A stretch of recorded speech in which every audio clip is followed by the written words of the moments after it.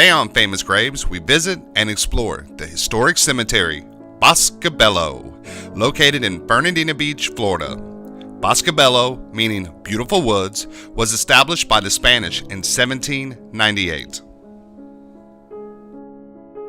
Buried at BOSQUE, BELLO Cemetery are individuals, families, and groups that played key roles in the development, the heritage, diversity, and rich past of Fernandina Beach. Their stories, contributions, and how they live their lives represent the historical connection to not only the local community, but to Florida, the nation, and the world. Join us today as we explore the historic cemetery, BOSQUE, BELLO, and pay tribute to a few special lives that are now laid to rest in this beautiful cemetery.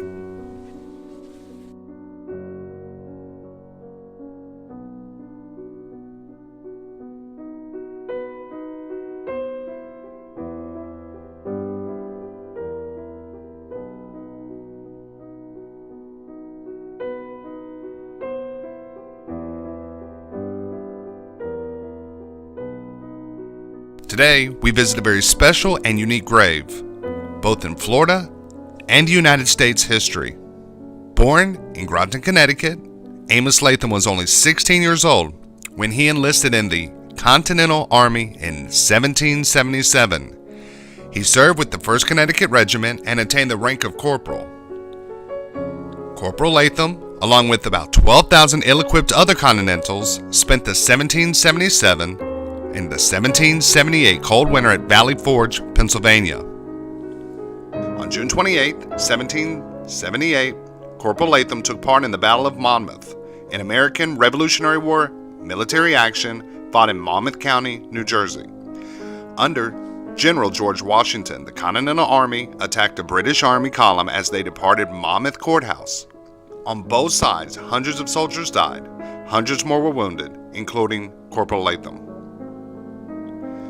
After a long military career, Corporal Amos Lathom moved to Fernandina Beach, Florida, where he was the lighthouse keeper for many, many years. In 1842, he died and was laid to rest in BOSQUE, BELLO Cemetery. He is laid next to his wife Jane, who died in 1840.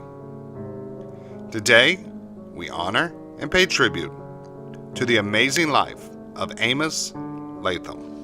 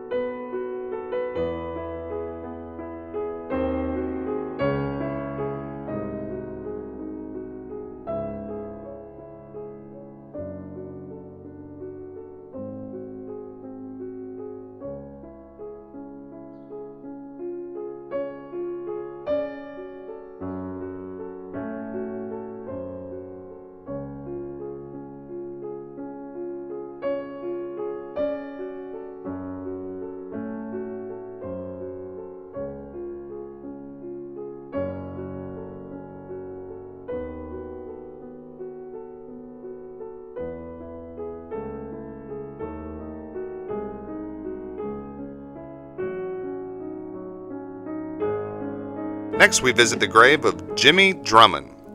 Perhaps the most interesting Fernandina resident was Jimmy Drummond, or as many called him, Uncle Jimmy.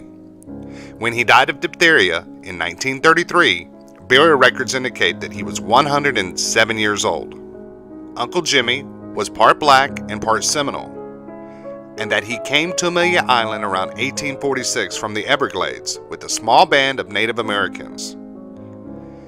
It was further said that his family fought against island white settlers and that he was later captured after his mother and father had been killed. Uncle Jimmy was known as a vivid storyteller, and could hold the listeners spellbound as he told tales of his life to include snake keeping, treasure seeking, island battles, and pirates. Uncle Jimmy was known to have survived by hunting island game, eating wild fruit, and gathering most anything else edible. Unless absolutely necessary, Uncle Jimmy refused to go to see the Fernandina town doctor or take prescribed medications. Over Uncle Jimmy's lifetime, hundreds of people throughout the U.S. made frequent trips to the island to pay the old Seminole a visit and hear tales of his escapades. Additionally, dozens of news articles were written about Jimmy, many wanted to hear and see his trained snakes. It was said that Jimmy never went to sleep without calling his snake friends and putting them beside him. One snake story concerned a visit to his small shack home by Dr. Humphrey, a Fernandina physician. While treating Jimmy for an ailment, the doctor asked, "Jimmy, is it true you have snakes out here that you call?" According to Dr. Humphreys, Jimmy raised up one elbow, made a curious sound, and out of the corner of his shack glided an immense rattlesnake.